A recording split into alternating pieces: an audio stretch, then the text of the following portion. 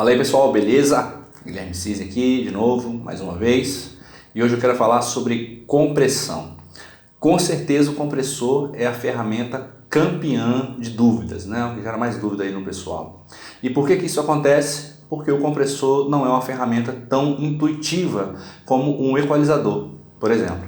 Se você pegar um equalizador, né, bota uma banda ali e sai varrendo o espectro de frequência, é muito simples, até para uma pessoa que não tem muito treinamento auditivo, perceber qual o funcionamento, né, o mecanismo de funcionamento daquela ferramenta e quais são as alterações de som que aquela ferramenta está criando. Já com o compressor, isso não é tão óbvio assim, né? É muito possível que você pegue um compressor, rode os botões sem que aconteça nada ou sem entender muito bem quais são as alterações sonoras que estão sendo criadas a partir daquelas alterações. Então é muito possível que você faça um uso nada consciente do compressor. Por isso que na equalização não existe muita dúvida em relação a que ferramenta usar, né? Mesmo que você não tenha muita experiência para usar equalizadores mais específicos, emulações, aquela coisa toda, você pega aquele equalizador nativo que vem na DAW e você resolve 99% das situações de áudio.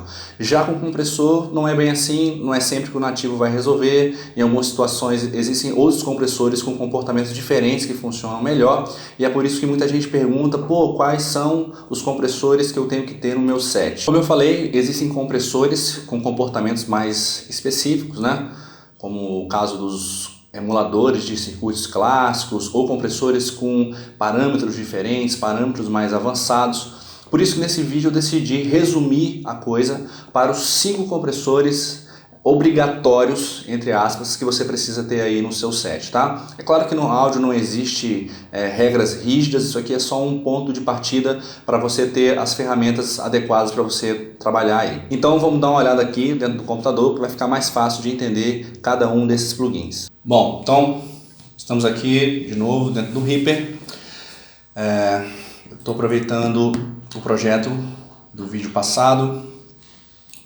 É uma música que eu fiz mixagem e masterização. A mixagem está toda aqui dentro dessa pasta e a master, e que por sua vez está dentro dessa segunda pasta aqui, que é a master, né? Então mix e master. Eu vou mostrar aqui os 5 tipos de compressores que eu acho que são assim fundamentais e que todo produtor deve ter aí no seu set de plugins, tá bom? Não são os únicos. Também você não deve se preocupar com o plugin em si que eu estou mostrando, mas o tipo dele, tá? Porque alguns desses plugins você tem outras opções aí dentro do mercado. O tipo é mais importante do que o plugin em si.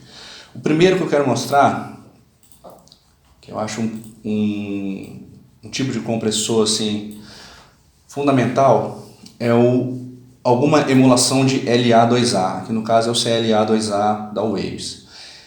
Eu não vou ficar aqui entrando muito no mérito de explicar os circuitos, mas esse é um compressor que ele tem um comportamento um pouco mais lento, tanto na entrada quanto na saída da compressão, e esse tipo de comportamento casa muito bem com transientes que têm notas mais alongadas, né? Sustain mais longos. Então, contrabaixo, voz, qualquer coisa que tenha notas mais alongadas, ele é um ótimo plugin, um ótimo compressor para poder fazer controle desse volume, né? Então ele faz muito bem a função de controlar o volume de média, segurar a variação do sustain aí das notas, tá?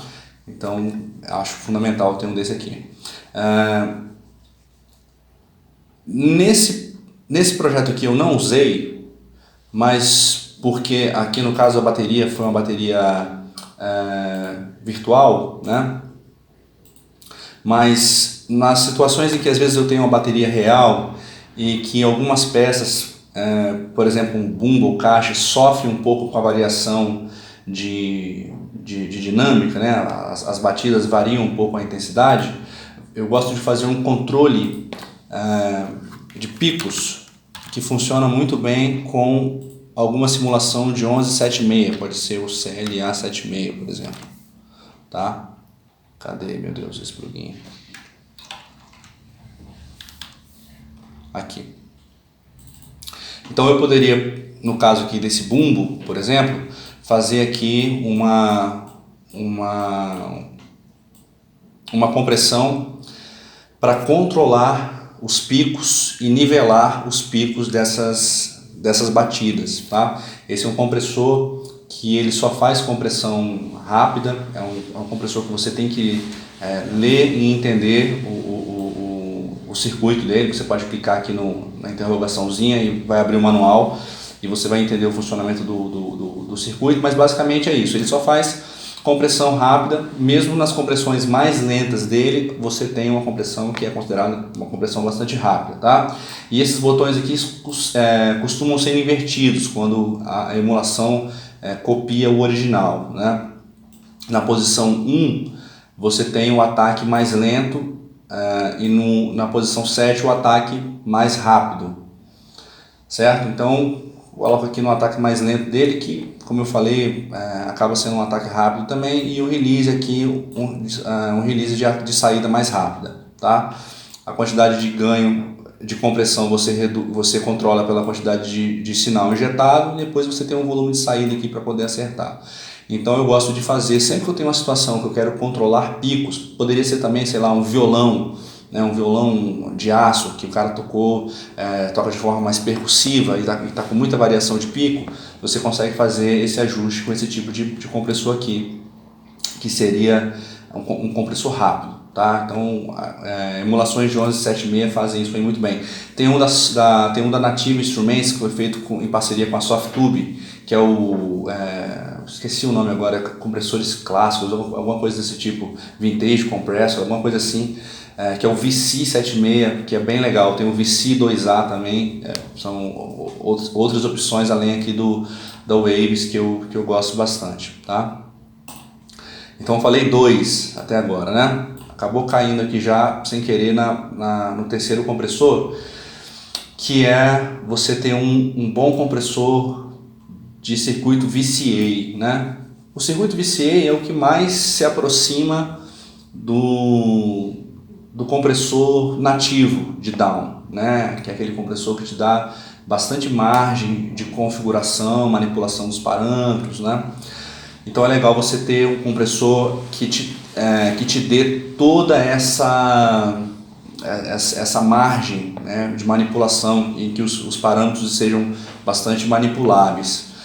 E eu gosto desse aqui da Waves, o SSL Channel, porque ele é um channel strip, né? Então ele tem aqui a seção de compressão, e ele tem outras seções também, né, como seção de gate, seção aqui de equalização. Então é um plugin que já me entrega uma série de ferramentas, né, numa única instância. Então isso me poupa tempo do trabalho, me poupa processamento. E eu gosto desse compressor aqui. Geralmente quando eu uso esse compressor aqui, eu uso com o objetivo de fazer o elemento soar com mais punch, fazer soar como se o músico tivesse tocado com mais pegada. Então é muito comum eu usar em bateria com essa finalidade. A maioria dos compressores VCA fazem muito bem essa função. Você regular ali um ataque mais lento, um release intermediário, para fazer os elementos soarem com um pouco mais de pressão, tá? Então, o terceiro é um compressor VCA, o terceiro tipo é um compressor VCA. O quarto tipo é um bus compressor, né? Então, o bus compressor é um compressor que o circuito dele é projetado, vamos dizer assim, para trabalhar bem com soma de sinais ou sinais com transientes mistos, né? Transientes que misturam partes rápidas e partes lentas. Então, um uso comum que eu faço de bus compressor é fazer uma compressão paralela para a bateria, tá? Eu pego todo o grupo aqui da bateria e faço um envio, tá vendo? Estou fazendo um envio aqui, uma mandada para esse auxiliar, que é uma track que está aqui com esse plugin aqui, que é uma emulação do Distressor, né, da Empirical Labs. Então, em vários vídeos aí eu já vi os caras usando tanto plugin quanto a versão real do equipamento, né? É comum essa coisa de você fazer compressão paralela nesse tipo de plugin aqui, nesse tipo de compressor. Você poderia ter outros, né? Existem vários outros compressores que funcionam bem para essa função de bus compressor, né? Outra finalidade de bus compressor seria comprimir a master, né? Então eu tenho aqui, ó, esse Millennium que está fazendo aqui uma compressão lenta, né? Otimizando, vamos dizer assim, a cola da minha mix, né? Ele está apertando vamos dizer assim, o volume de média da minha mix, juntando um pouco mais os elementos. Então também é outra função bastante comum para bus compressor, né? E por fim, para a gente concluir, um tipo de compressor também que é muito importante você ter no seu set, que eu também usei aqui na masterização, mas você eventualmente eu também utilizo em mixagem, é você ter um compressor multibanda, né? Compressor multibanda nada mais é do que um compressor que te permite comprimir apenas uma dada região de frequência. Então essa banda aqui desse compressor está atuando de 46 até 184 Hz. Então eu peguei toda a região de sub e de médio e coloquei um compressor aqui que quando a música toca, quando você tem graves atuando nessa região, o compressor está comprimindo esses graves. Então eu consigo compactar esses graves, fazendo com que eles ocupem menos espaço, vamos dizer assim, dentro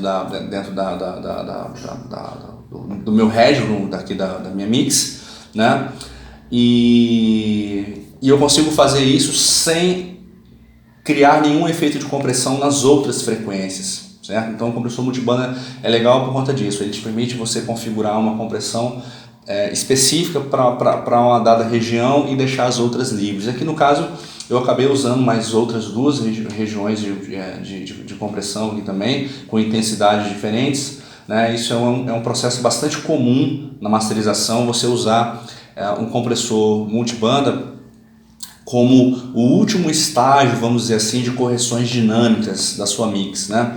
Então a correção dinâmica ela começa lá na mixagem com o tratamento track a track. Depois, quando você entra na masterização, você faz algumas correções dinâmicas também. Eu usei aqui um compressor lento para poder fazer um controle de média. Depois usei um compressor aqui, ó, outro VCA Bus Compressor, ó, que está fazendo aqui um controle de pico, né?